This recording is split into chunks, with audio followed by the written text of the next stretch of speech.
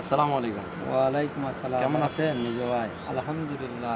আলহামদুলিল্লাহ ভালো আছি আলহামদুলিল্লাহ। কিন্তু আজকে একটা দুঃসংবাদ যে মাগুরে একটা ঘটনা হয়েছে, খুব নিকৃষ্ট একটা ঘটনা।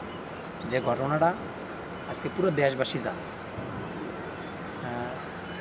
এক বোনের বাসায় গেছে আর এক বোন বেড়ায়, সে তার বোনের বাসায় বেড়াইতে গেছে, সে তার নিরাপত্তা নাই।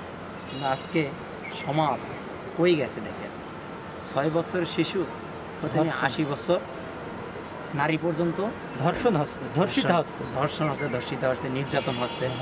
যেমন মাওলানা মিজানুর রহমান আজহারি একটা কথা বলছিল, এটা কি মনে আছে?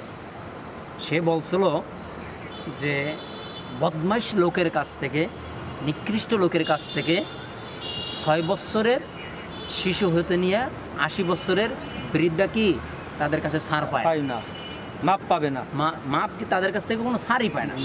পাইলেই তাদেরকে যদি পায় একবারে ছো মারে নিয়ে যায়।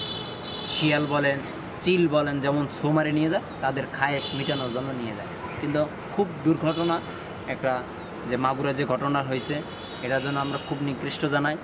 আর আমরা জানাই দেশবাসীরে এবং আমাদের জায়গা থেকে বলছি, এই ধর্ষণের জন্য সবাই কঠিন কঠিন কঠিন একটা ভালো একটা বিচার হওয়া দরকার। তাই বিচার হইলে তাহলে আমাদের এই কাজগুলো বন্ধ হবে, আমি যেটা মনে করি।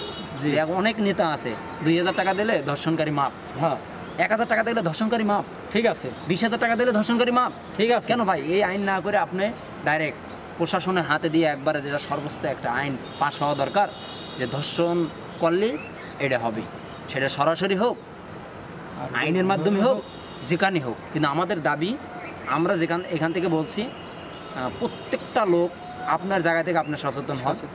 আপনি আপনার বাচ্চা, আপনার মেয়ে, আপনার বোন, আপনার সবাইকে হেফাজত রাখবে কে? আল্লাহ। কিন্তু আপনার খেয়াল রাখা দরকার। আর আমি আমাদের জায়গা থেকে বলছি, আমরা এগুলোর খুব নিন্দা জানাই, যে এরকম ধরনের কাজ যেন বাংলাদেশে আর কখনো না হয়। কোনো মায়ের কোল যেন এরকম খালি না হয়, কোনো বোন আর এক বোন যেন এরকম নষ্ট না হয়ে যায়, কোনো ভাইয়ের যেন বোন নষ্ট না হয়ে যায়। আমরা এটাই কামনা করছি। ভালো থাকবেন, সুস্থ থাকবেন। আসসালামু আলাইকুম।